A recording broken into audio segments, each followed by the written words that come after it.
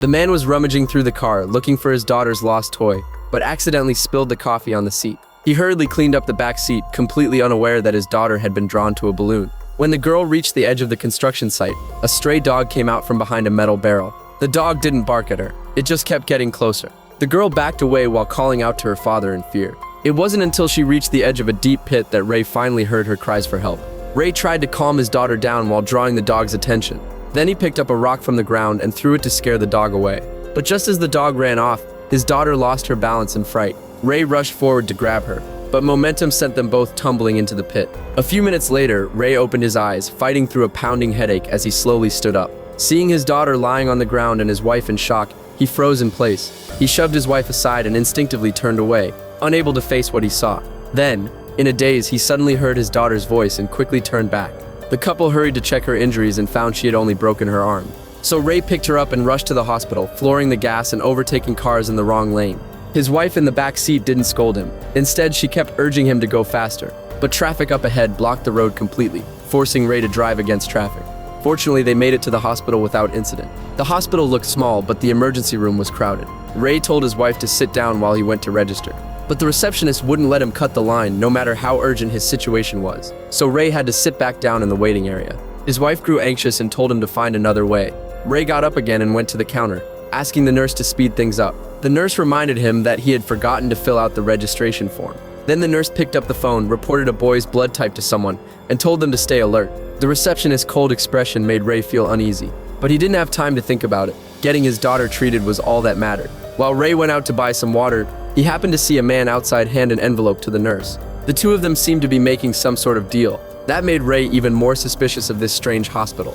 When he returned to the waiting room, someone soon called out his name. Strangely, it wasn't a doctor but a registrar who came to get him. The man started asking a bunch of unrelated questions. He even mentioned that Ray's ex-wife, who had died 8 years ago, was still listed in his insurance records. Then he went as far as asking if Ray was willing to sign his daughter up for organ donation. Ray's wife immediately refused. But the registrar didn't give up and asked again about the girl's blood type. Then, out of nowhere, he said Ray's insurance couldn't be used. The string of strange questions irritated Ray, and he said he'd just pay in cash. But the registrar didn't respond. He just walked away. Soon after, a nurse came to take them to a hospital room. After laying his daughter on the hospital bed, the attending Dr. Arthur slowly came in and did a basic checkup on her. Strangely, even though her arm was injured, the doctor seemed more interested in her eyes. After checking, the doctor said the child's pupils didn't dilate normally. To be safe, it's best to do a brain CT scan. After all, falling from a height could easily cause internal bleeding in the brain. For the sake of their daughter's health, the couple agreed. After putting a brace on the girl's arm, the nurse even gave her a toy puppy. Then the family walked to the elevator. According to the rules, only one person was allowed to go in with the patient. Since his wife was more careful about these things, Ray let her go in the elevator with their daughter. But strangely, instead of going up, the elevator went straight down to the second basement level. That made Ray start to feel uneasy. Several hours went by like that. Exhausted, Ray didn't know how long he had slept. When he woke up, it was already afternoon. Seeing that his wife still hadn't returned, Ray went to the front desk to ask, but the staff had already changed. However, the nurse just told him to be patient and didn't give any other information. But a CT scan couldn't possibly take that long, so he tried to get in touch with Dr. Arthur, but the doctor had already gone off duty. Luckily, the receptionist said they could help contact the doctor on the next shift. An hour later, when his wife still hadn't come out, Ray went to ask again. The nurse said the doctor hadn't responded yet and told Ray to wait a bit longer. But Ray was firm and told the receptionist to check the medical records. But when they checked, they found that his daughter's name wasn't in the system at all. Even the paper registration forms had been replaced with new ones. But he had followed every step of the admission process. How could there be no record of his daughter? Seeing Ray getting more and more agitated, the nurse immediately called the scanning room to confirm. But the person on the line said no little girl had come in for a scan today. The last CT scan today was at 9 a.m., and the patient was a 62-year-old woman. There hadn't been any mother and daughter doing a scan at all. Ray couldn't accept that his wife and daughter had just vanished in the hospital. Just then, someone came out of a nearby room, and Ray seized the chance to rush in, heading straight to his daughter's old bed. But there was no sign of his wife or daughter there. Because he barged into the ward, the security guards restrained him. Then the doctor came over, and Ray quickly explained everything that had happened. After hearing him out, the doctor looked through the shift's medical records. Just as the front desk had said, there was no record of his daughter on the chart. The doctor's words made Ray feel that the whole thing was absurd. But if his daughter had never been here, how did he know which bed she was in? Then Ray suddenly spotted that same nurse. The woman admitted she'd seen Ray that morning, but said he had been alone. She said he came in for treatment for a head injury, and that she hadn't seen his wife or daughter. Hearing the nurse say that, Ray completely lost it, believing everyone was lying to him. He thought they were saying that on purpose so they could take his wife's and daughter's organs. He struggled fiercely, but a tranquilizer needle was shoved straight into his thigh. Then the security guards locked him in a room, telling him to calm down. After the security guard left, he fought off his drowsiness and started searching around. He quickly found some adrenaline in a cabinet, and without thinking twice, he grabbed 2 shots and injected them into his thighs. After the 2 injections, Ray felt an overwhelming surge of energy. He wrapped a towel around his hand, then smashed the glass with a punch and escaped. Even though the drug made him a bit dazed, he kept searching desperately. Finally, in one of the hospital rooms, he found the man who had entered the elevator with his wife and daughter. But before he could question him, the security guards came chasing after him. Disoriented, Ray started running wildly and eventually found the back door to escape. By the time the guards rushed outside, Ray was already gone. The guards didn't search much and simply turned back.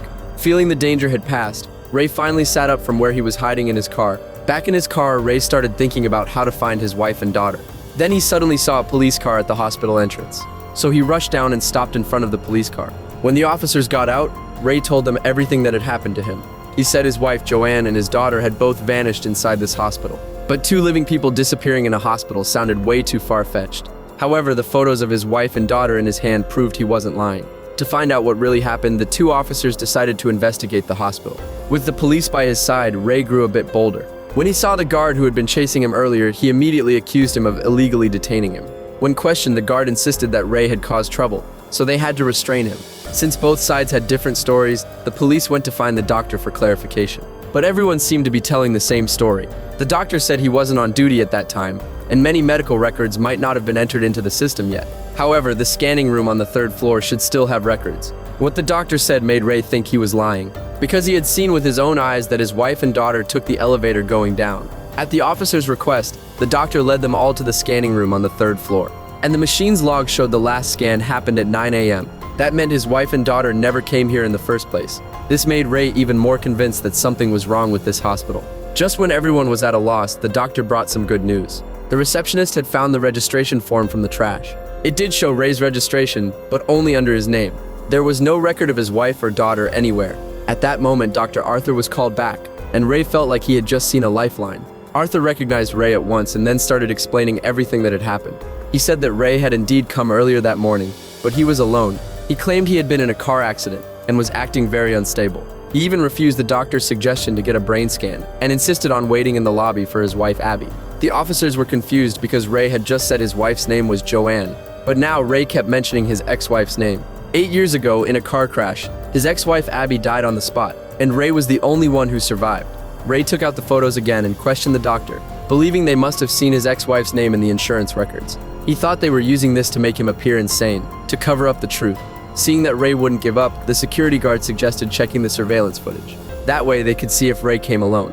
But after checking all the cameras, they only saw Ray alone. His wife and daughter, sitting across from him, just happened to be in a blind spot. A distraught Ray demanded that the police search the entire hospital. But without a search warrant, the police couldn't do that. Besides, all the evidence pointed to Ray coming to the hospital alone. Unwilling to give up, Ray started searching the hospital for evidence again.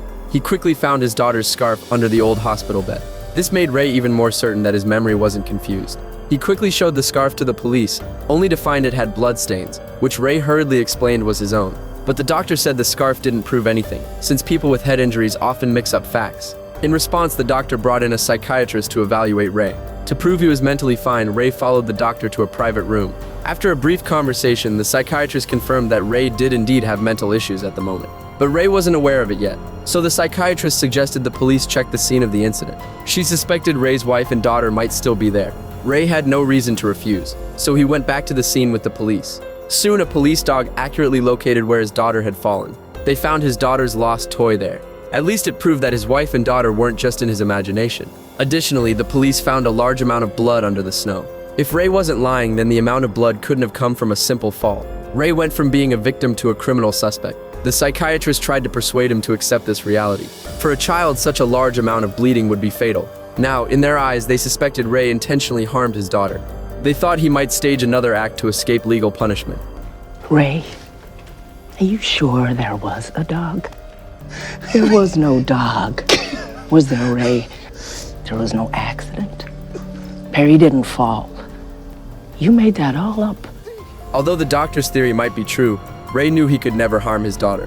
But regardless of whether the two were still alive, in the police's eyes, Ray was the prime suspect, because only he knew where his wife and daughter really were. As the police handcuffed him, he suddenly saw the dog. Ray had already given up resisting, but the appearance of that dog made him certain it was all real. Ray grabbed the officer's gun and took the doctor hostage. After taking the doctor's keycard, he locked them all in a container.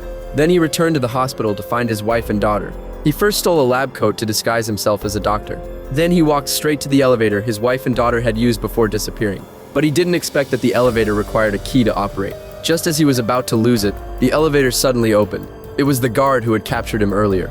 Ray pulled the guard into the elevator and held a gun to force him to give the key. But the moment the key was thrown, the guard lunged at Ray.